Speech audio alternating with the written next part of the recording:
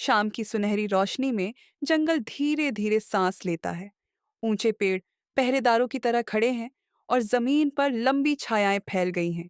आम के पेड़ की डाल पर चीकू बंदर खुशी से उछलता कूदता, चहकता और झूलता रहता है। पास ही आंवले के पेड़ के नीचे हिरन जमीन पर गिरे खट्टे से आंवले शांति से खा रहा है। थोड़ी दूर शेरू शेर गर्व से टहलता है और बाघ तेज नजर से सब पर ध्यान रखता है। मोरू मोर सतर्क और सुंदर खड़ा है। कच्छू कछुआ धैर्य से आगे बढ़ रहा है और छोटा गप्पू खरगोश पत्थरों के पास सिमट कर बैठा है। यह जंगल शांत है, पर हर शांति के पीछे एक कहानी होती है।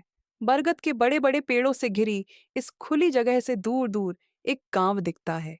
छोटी झोपड़ियां, छप्पर की छतें। जंगल से एक कीचड़ भरी पगडंडी घूमती घूमती उसी गांव तक जाती है जहां पानी के गड्ढे और पैरों के निशान बने हैं। ऐसी शामों में उधर से खाने की खुशबू बहकर आती है और भूख इंसान नहीं, जानवरों को भी जोखिम में डाल देती है। भूरा नाम का सियार पूरे दिन भूखा था। वह झाड़ियों के पीछे ढूंढता, पत्थरों के नीचे देखता, सूखे पत्ते खंगालता, पर कुछ नहीं मिला। तभी गांव की तरफ से खुशबू आई। भूरा ने मन में सोचा, बस एक निवाला। सावधानी से वह झुककर दबे पांव कीचड़ वाले रास्ते पर आगे बढ़ा।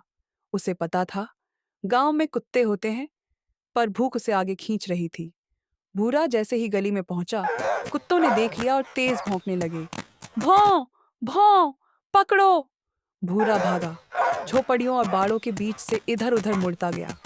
पीछे धूल उड़ती गई। वह धोबी के आंगन में घुसा, जहां दीवार के पास टब और धोने के बर्तन रखे थे। धोबी रामू घबराकर मुड़ा। अचानक आए इस हंगामे से चौंक गया। भूरा रुकना चाहता था, पर पैर फिसल गया।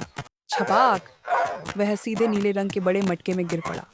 कुछ पल बाद जब वह बाहर निकला, तो उसका फर कान से पूंछ तक चमकता नीला था। कुत्ते रुक गए, घूरने लगे और डरकर पीछे हटने लगे, जैसे कोई भूत देख लिया हो। फिर वे भाग गए। भूरा अपने नीले रंग को देखता रह गया और उसके मन में एक चालाक विचार जन्म लेने लगा। रात में चांदनी जंगल को ठंडी सी चमक दे देती है। तालाब के पास वही मैदान अब किसी शांत महल जैसा लगता है।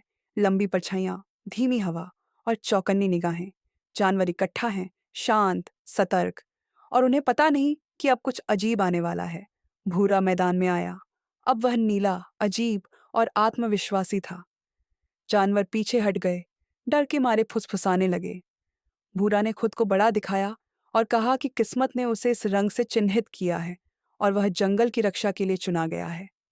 कई जानवर मान गए, क्योंकि रंग उन्हें जादू जैसा लगा। कुछ के मन में शक भी था, पर डर अक्सर शक को दबा देता है। भूरा एक छोटे पत्थर पर चढ़ा और खुद को राजा घोषित कर दिया। सुरक्षा के बदले सेवा मांगी। धीरे धीरे उसे सबसे अच्छा हिस्सा मिलने लगा और बाकी जानवर उसकी बात मानने लगे। फिर भूरा का घमंड बढ़ा और जब दूसरे सियार पास आए, उसने अपने ही लोगों को तिरस्कार से दूर भगा दिया ताकि वे पास ना आ सके।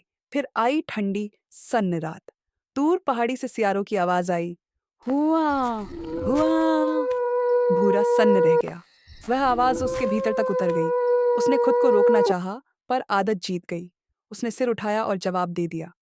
उसी पल मैदान में सन्नाटा छा गया। सब जानवर उसकी ओर मुड़े और समझ गए, उनका राजा तो सियार है। गुस्सा फैल गया। शेर गरजा। बाघ की आंखें सख्त हो गईं। हिरन और मोरू हैरान रह गए। तभी पहाड़ी से सियारों का झुंड सामने आया और उनके साथ था नक्कू, जो भूरा को कठोर नजर से देख रहा था। भूरा ने झूठा रंग ओढ़ा था, पर उससे भी बुरा। उसने अपने ही लोगों का अपमान किया था और इस तरह उसका छल टूट गया और उसे कड़वा अंत मिला। नीति: जो अपने ही लोगों का तिरस्कार करता है, उसे अंततः कड़वा परिणाम भुगतना पड़ता है।